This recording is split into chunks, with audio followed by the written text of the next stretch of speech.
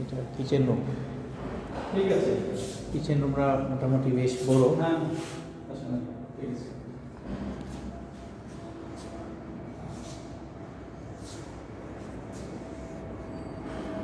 এটা kitchen room.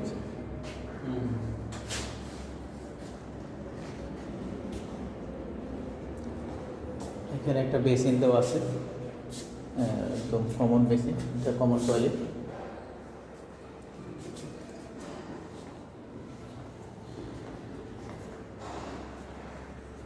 এটা হচ্ছে আপনার এটা সেকেন্ড বেডটা, একটা টয়লেট বারান্দা।